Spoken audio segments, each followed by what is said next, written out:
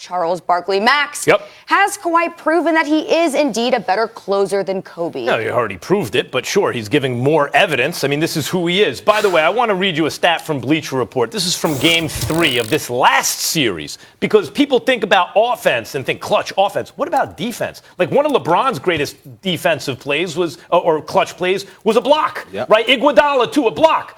Kawhi, defensively, on Giannis in Game 3 of this last series, on Antetokounmpo, an unstoppable physical phenomenon, in 41 possessions in a game. That's guarding him constantly.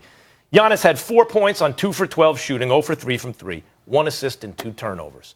So it's not. So first we have to understand, Kawhi draws the most difficult, most unstoppable assignment and does a better job than anyone who ever lived could possibly do, on at least as good. Like, when you talk about great defenders, you talk about like Dennis Rodman or Scottie Pippen or Bill Russell or Kawhi Leonard. He's in the all-time greatest discussion, and he's tasked with stopping the unstoppable. Ask LeBron James, your guy, coach. And of course, LeBron was still the MVP of every series. Of course, I get it. But back then, he was, when Kawhi would check in, he's like, oh, here we go. That was key to the Spurs winning. Look, Kobe Bryant, I know why people think he's so clutch in the end. First of all, totally fearless. Secondly, he could take a shot that a normal guy hits 5 or 10% of the time. He could hit it 30% of the time. So you can guard Kobe perfectly, and still, like, too often it's like, damn, he hit that shot. Kawhi doesn't do that. What Kawhi does is go find himself a very high percentage shot. And by the way, he's doubled. He's doubled just like Kobe was, and he's trapped just as Kobe was, but he just finds himself a higher percentage shot. So he hits them more of the time. I want to show you the side-by-side comparison. This is in the play. By the way, and I love Jay Williams asking me, what's the big iconic moment for Kawhi? In this playoff series alone, he has so many, you stop counting. Against the Sixers, against the Bucks. Look at this. This is for their careers in the playoffs. Higher field goal percentage, by far, Kawhi. Plus minus, by far, Kawhi. PER is Kawhi, and that's just offensive efficiency. Win shares per 48, by far Kawhi, because Kobe could be a great defender when he chose to be. Kawhi is always among the greatest defenders of all time. This dude is one of the all-time clutch performers. And when you compare Kawhi at this point in his career to Kobe at this point in his career, Kawhi's been better. First of all, in the clutch. Hold on for a second. First of all, I was not aware that we were going to have this discussion, because had I been aware, I would have left and I would have went and got some tea and let Max talk to Damon Jones. I would have had nothing to do with this conversation. I'm not trying to even entertain this. When you consider Kawhi Leonard just became relevant offensively 3 years ago. He just became relevant offensively 3 years ago, 2015 to be exact, when he really became a number one option and he wasn't playing with Tim Duncan and those boys anymore, or Tim Duncan had faded. 2015. That's number one. Number two, we don't take into account, you keep mentioning all defensive team.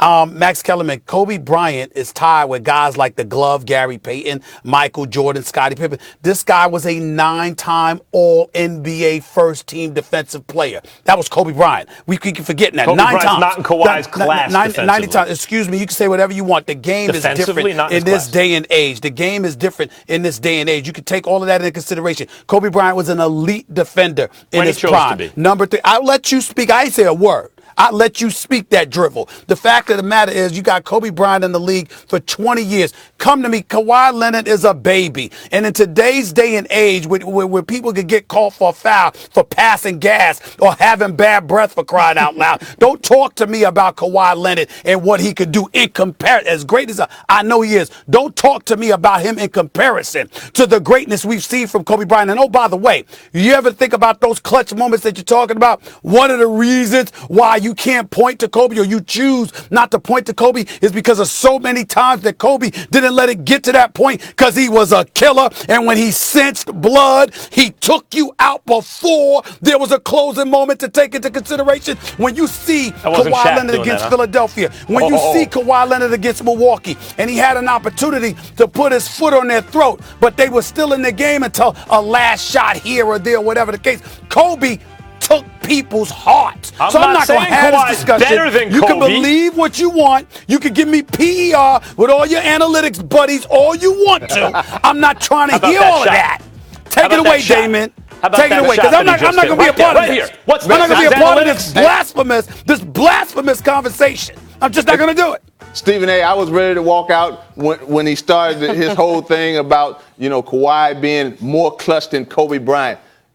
Kawhi Leonard is doing some great things. I get it. I mean, and he's ascending, all right? He's the third best player in the league behind LeBron James and Kevin Durant. Okay. But what Kobe did over the course of his career, like when you saw Kobe Bryant on the floor, you were scared to death if you were the other team's perimeter players, because you knew this guy defensively, he was going to take the challenge, okay, on your best scorer. And then offensively, he was relentless at scoring the basketball, getting to the free throw line, shooting the jump shot when needed to. And I just think that Kobe Bryant is more clutch. Kobe Bryant was a greater player at his peak than Kawhi Leonard has been so far. We're talking about clutch. And you guys can do anecdotally all you want. Well, you were scared. Okay, go ahead and measure that, right? Or you can make fun of analytics, which is actually a record of events. Like, we can go back and show the video of every time Kobe missed a shot versus every time Kawhi hit the shot under pressure. And I also cannot compare their two careers because one dude played 20 years and one guy's in the middle of his career. All I can do is compare Kawhi right now to Kobe at the same point in their career. Kawhi has been better in clutch moments in the playoffs than Kobe was. It doesn't mean he's a better player than Kobe was, but he's been better in clutch moments. And as great as Kobe was when he chose to be defensively, Kawhi is a better defender than Kobe ever was. Well, here's my whole point, Max. You sit up there and you talk about stuff like, you know what, you point to the numbers and we can give you things that are anecdotal, but that doesn't matter. Well, you know what, Max, I recall you being on the airwaves, reminding us of the greatness of Kobe Bryant when it came to him going through what he went through in Eagle County, Colorado earlier on in his career when they were en route to the first, to those three-peats and what have you. You pointed out stuff like that. You pointed out how many people could sit up there and fly to a courtroom and then the same day come back and drop 40 and 45 and all of these other things. In other words, everything just ain't measured by numbers. Sometimes it's measured by circumstance, the level of adversity that that's staring you in your face. Some of the obstacles that you can't equate or quantify to really put in front of an individual to really measure what they got. We talk about Game 7s, for example, Damon Jones. Why do we talk about, say, Game 7s, for example? We talk about it because usually that separates the men from the boys. It's a Game 7, and what you're accustomed to doing, suddenly palms get sweaty, backsides get tight, and you got cats that can't necessarily perform. I'm just saying that every single thing can't be measured statistically. I agree Those with that. circumstances matter. I know you agree with it. I know you agree with it, which is why I'm saying, why did you just discount it when you've been spending years agreeing with that? Because I will go to those points. Game 7. Would you say a Game 7 against, the Boston Celtics in a Lakers-Celtics rivalry is a big deal? Because it's a big deal, and he didn't perform that great that night. Kobe couldn't buy a shot. Meta World Peace bailed him out. You want to talk about palms sweaty and all that stuff? How about when you look like you've been moving in quicksand? The broadcasters were mentioning it. Everyone knew because Kawhi was hurt. Because Kawhi is the entire offense of the team. Because Kawhi is tasked with defending the Greek freak half the game. And who was he going against? Guys who never won. Yeah. Right, but why? He was going against guys who never won. They're not going to win because of Kawhi. Hold on. Now, when he did that, Kawhi, in the third quarter, so it didn't get to a Game 7 on the road, when they were down 15 points, single-handedly brought them back in 2 minutes, made up 10 points. Now they're down 5 points heading into the fourth, and Kawhi won them the game.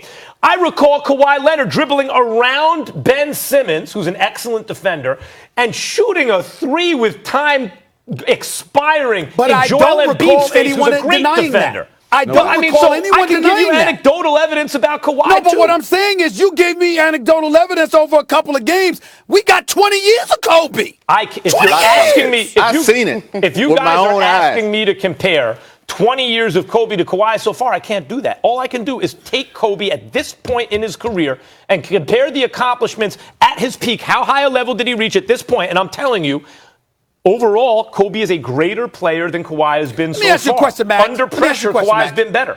Let me ask you a question, Max. We all know that Steph Curry's the greatest shooter in the world, right? We concede that, right? Sure. What would Steph Curry have done if he were playing in the 80s or the 90s? Shot the hell out of the ball, though. Wait a minute. He wouldn't have been the player he is now. You know why? Correct. He'd have got hurt. Played differently. They got hurt. They'd have slipped. Somebody would have untied his shoelaces, stepped on his ankle, kept beating his forearm. They'd have sent them to the hole. You know how he goes to the hole with those pretty one-handed shots? Let him try that with the Oakleys of the world. Wait for and it took his head off. What I'm saying to you is that the game has evolved and it has changed. And some of the things that Kobe had to endure, Kawhi has never had to endure that. But we can't. And you're ignoring that. No. What we can't do is pluck each guy out of their prime and put them in the other era because they weren't asked to do that. You don't know if Kawhi could do that or not, and you don't know if Kobe could succeed on this level that Kawhi's succeeding on in this NBA or not. But what you can do is compare what they actually did. But you know Kobe Bryant can compete right now because it's freedom of movement, Max.